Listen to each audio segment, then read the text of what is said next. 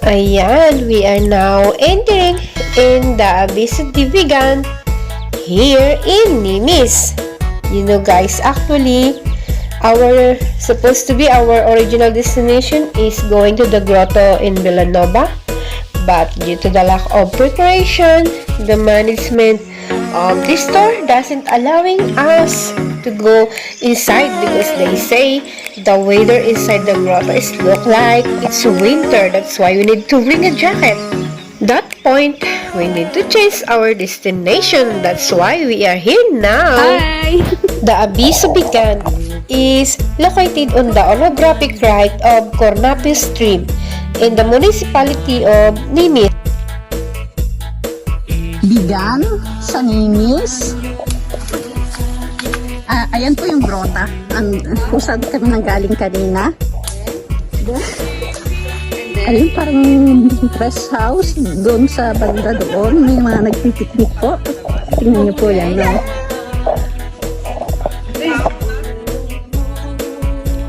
Sa Bigan na kami today.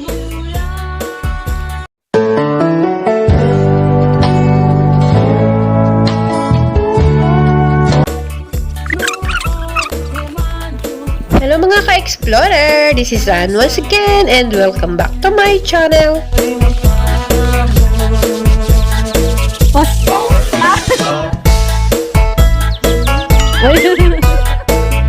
Dito tayo, ganda ang picture dyan ba to?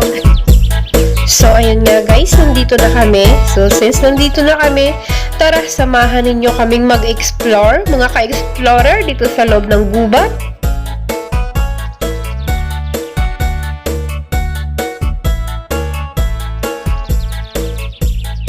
Kagubatan talaga yung pinuntahan namin. Nasa gubat kami guys. Nasa gubat ng Bigan. Hindi Bigan yung sa Pilipinas. Yung Bigan dito is sa kagubatan. Pero sa dulo niya may mga may grotto. Yung underground sa bundok. Ayan. Car park, we leave the car and need to take a walk. It is about 2 kilometers and estimated about 45 to 50 minutes going to the cave. And while on your way, you can saw beautiful wonders of the cars.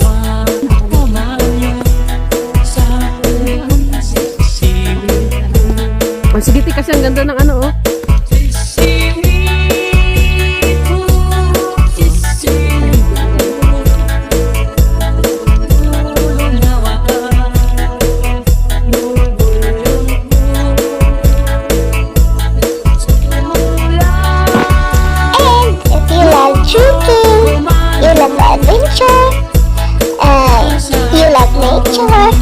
I suggest to visit this place because this is so amazing.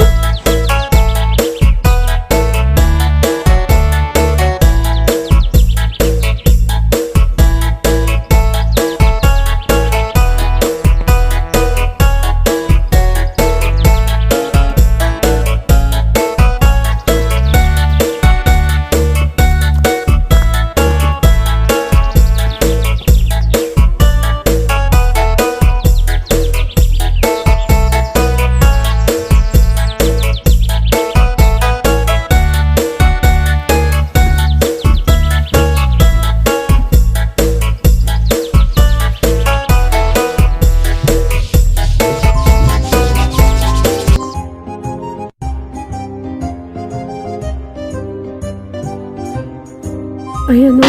And nandito sa mapang ito ang mga explanation about sa loob ng kuweba and yung mga nangyari and kailan siya na-discover.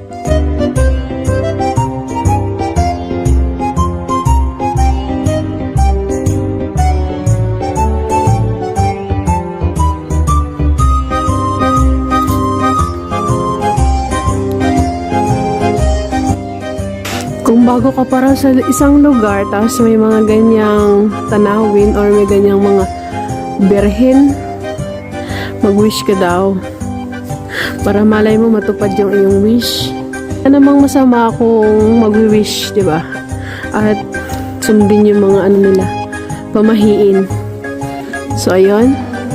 Mataas niya, mayroong berhen. Yun. Sa pinakamataas na dulo ng grote. O, di ba?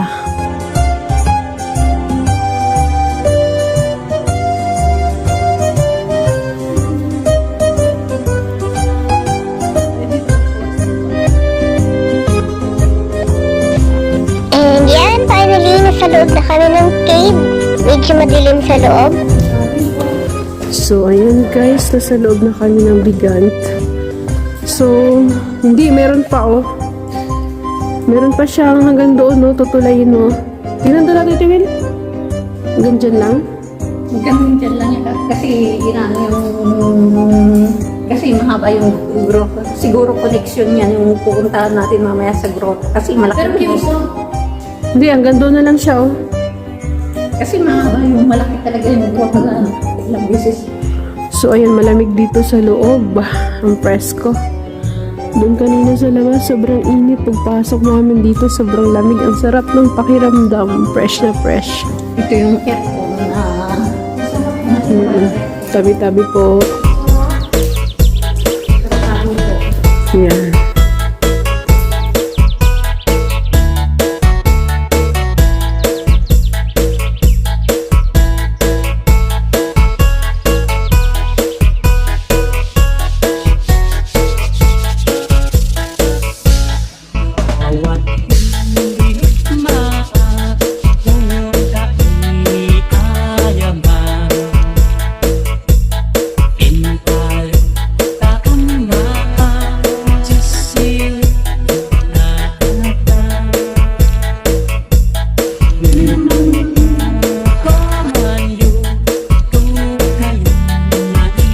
Oo nga, nakakatakot siya guys. Tingnan nyo, parang normal lang siya pero malalim. Ayan o. So sa baba niya madilim. Ayun, malalim siya, malalim. So yun, may mga naririnig kaming boses, parang may mga parating pa dito.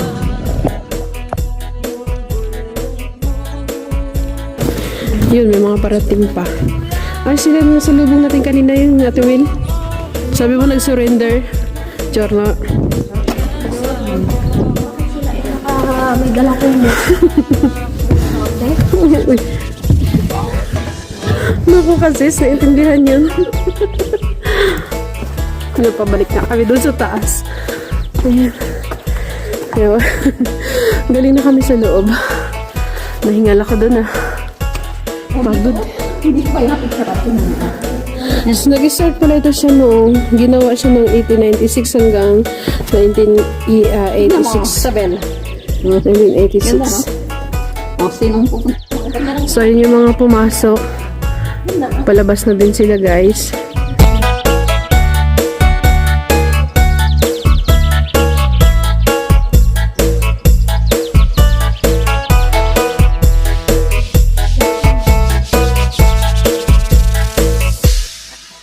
Mo'y binisita, inigaw din Kuha ako sa kuha. na nangitong si Duwa, maangandaan siya. Buti ang mamamo, mampakada kayo.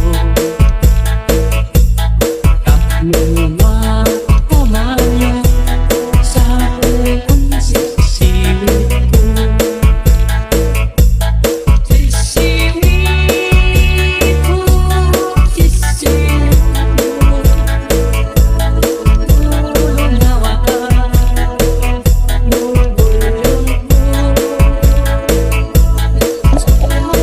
Bigang, Sanginis. Ayan po yung grota. Kung saan kami nanggaling kanina. Ayun, parang rest house. Doon sa banda doon, may mga nagpipiknik po. Tingnan niyo po yan. No? So, So guys, mawawala yung pagod ninyo while on your way kasi sa paligid niya maraming mga cars. Siguro,